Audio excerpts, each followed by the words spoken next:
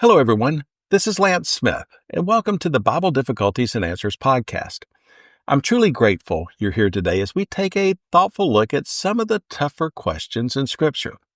My goal is to carefully unpack these challenges, discover the truths they reveal, and grow together in our understanding. Whether you've been poring over the Bible for decades or are just starting to explore its pages, we're all a part of this journey. Today, we're diving into a deep one. Can lying ever be justified? What if telling the truth puts innocent lives at stake? And can God bless someone who deceives an authority figure? We're stepping into a compelling story from Exodus about two midwives, Shiphrah and Puah, who faced a gut-wrenching moral choice under Pharaoh's ruthless command. Last week, we met them as vital figures among the Hebrews in Exodus 1. Now, we'll pick up their story in Exodus 1:15 through 21 to see how God responded when they disobeyed Pharaoh, a ruler established by God, and misled him. This touches on ethics, obedience, and divine justice, so let's get started. Let's begin with the passage straight from Exodus 1:15 to 21 in the New Living Translation. Then Pharaoh, the king of Egypt, gave this order to the Hebrew midwives, Shiphrah and Puah. When you help the Hebrew women as they give birth, watch as they deliver. If the baby is a boy, kill him. If it is a girl, let her live. But because the midwives feared God, they refused to obey the king's orders. They allowed the boys to live too. So the king of Egypt called for the midwives. "Why have you done this?" he demanded. "Why have you allowed the boys to live?" "The Hebrew women are not like the Egyptian women," the midwives replied. "They are more vigorous and have their babies so quickly that we cannot get there in time." So God was good to the midwives, and the Israelites continued to multiply, growing more and more powerful. And because the midwives feared God, He gave them families of their own. Now, here's the puzzle as laid out in the Big Book of Bible Difficulties, where they write this. The Bible declares that the authorities that exist are appointed by God. That's Romans 13:1. The scripture also says lying lips are an abomination to the Lord. That's Proverbs 12:22. But the Pharaoh, king of Egypt, had given a direct order to the Hebrew midwives to murder the newborn Hebrew boys. But because the midwives feared God, they refused to obey the king's orders. They allowed the boys to live, as we read in Exodus 1:17. Not only did the midwives disobey Pharaoh, but when he questioned them about their actions, they lied, saying, "The Hebrew women are not like the Egyptian women," the midwives replied. "They are more vigorous and have their babies so quickly that we cannot get there in time," as we read in Exodus 1:19. In spite of this, Exodus 1:20 to 21 states that God was good to the midwives. He gave them families of their own. How could God bless the midwives for disobedience and lying? Okay, the Big Book of Bible Difficulties solution is pretty detailed, so I'll boil it down for us with this.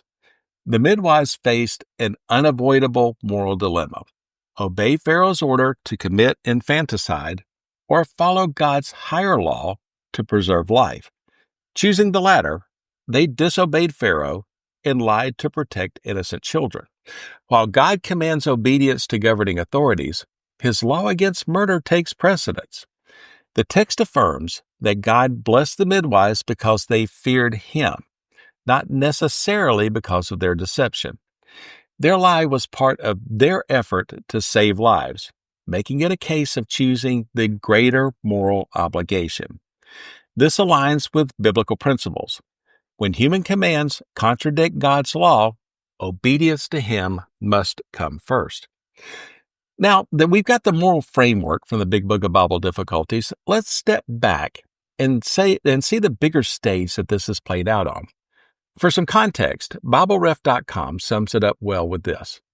Exodus 1:15 to 22 describes the most drastic attempt to curb Israeli population growth.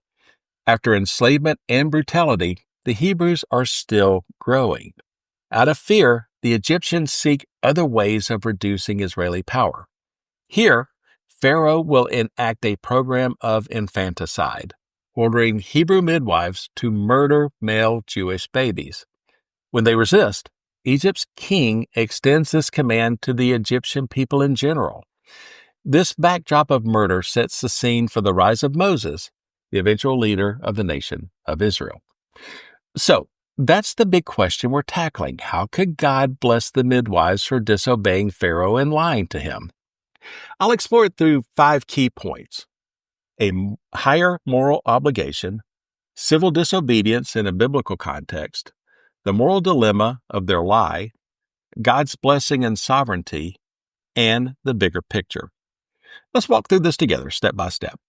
First, a higher moral obligation. At the heart of this is the midwives' fear of God. They saw his authority as above Pharaoh's. I remember as a kid facing a choice between sneaking an extra cookie, which is against mom's rules, or owning up.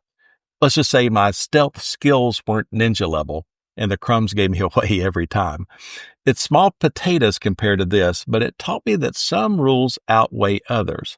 For Shiphrah and Puah, Pharaoh's orders to kill babies clashed with God's law against murder, later etched in Exodus 20:13. They had to decide, obey an unjust ruler or follow God's higher command. They chose life, not out of rebellion, but faithfulness. Let's transition to a real-world parallel. A few years back, I read about a woman who worked as a nurse during a crisis. She once had to sneak medical supplies past a corrupt hospital administrator to save a patient. She didn't love bending the rules, but lives were on the line. It echoes what the midwives did. Sometimes the right choice isn't the easy one. And that leads us to our second point: civil disobedience in a biblical context. Scripture doesn't always condemn resisting authority. Think of Daniel praying despite the king's ban, that's Daniel 6, or Peter and John telling the Sanhedrin, we must obey God rather than men, Acts 5:29. Romans 13:1 establishes authority, but when it turns wicked, loyalty to God can mean standing firm. A friend of mine once refused to fudge numbers at work, even under pressure from his boss due to a potential company merger. The merger didn't happen, and it cost him a promotion with our current company, but he slept better knowing he'd done right. Here's another angle on this. My grandfather once told me the story of a quiet farmer named Tom years ago.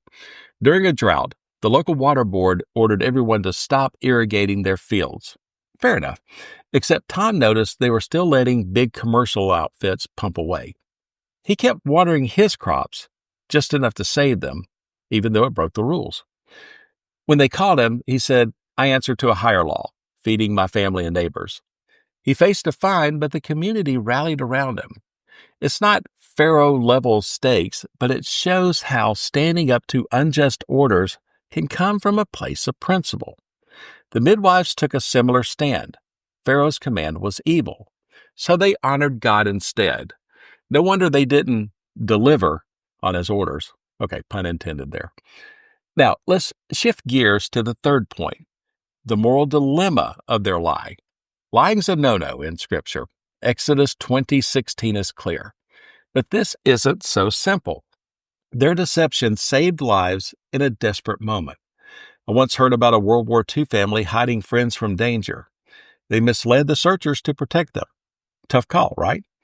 It's the kind of choice that makes you wonder where the line is. Some say a lie to prevent evil is okay in extremes. Others argue God blessed the midwives' faith, not their fib. The text says God dealt well with the midwives because they feared him, Exodus 1:21. It's their reverence that counted, not their exact wording. Now, let's bring it closer to home with another story to chew on. Back in college in my MBA program, a buddy of mine faced a dilemma when his roommate asked him to lie about a missed deadline. He didn't. He told the truth, but later wondered if a white lie might have spared feelings without real harm. Me, I'd have probably botched the lie anyway. As for those family and friends who know me well, my poker face is more like a neon sign. For the midwives, though, the stakes were life and death, not just a late paper. Their choice wasn't casual, it was calculated to save those boys. Moving on to our fourth point, God's blessing and sovereignty. God didn't wink at lying. He honored their commitment to life. Israel grew stronger, and the midwives received families of their own. It's like when you do the right thing and blessings sneak up on you.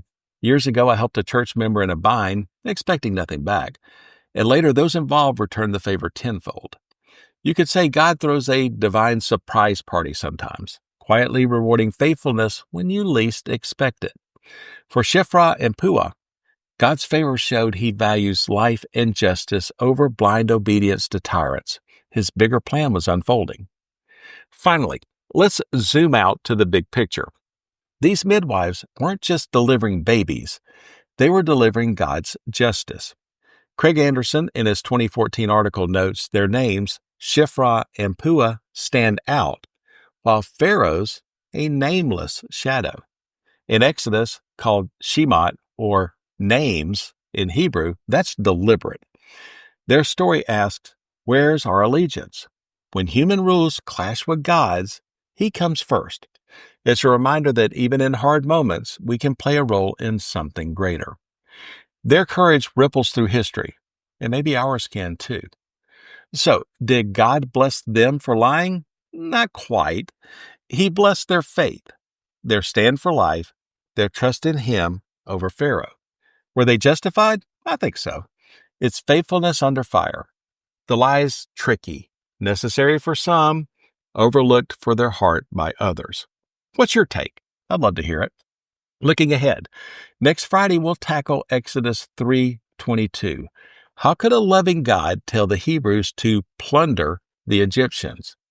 And is plunder even the right word? It's a good one, so stick around. Thanks for joining me today, friends. If this strikes a chord, check out our Bible Difficulties and Answers Facebook page. Connect with me and others. Visit BibleDifficultiesAndAnswers.podbean.com or email me at BibleDifficultiesAndAnswers@gmail.com. I'm always happy to chat. Please like, subscribe, and drop a 5-star review on Apple Podcast, Spotify, Podbean, YouTube, or wherever you listen. It helps share these insights with more folks. Again, I'm Lance Smith. Until next time, I wish you good luck, good health, and God bless. So long, everybody.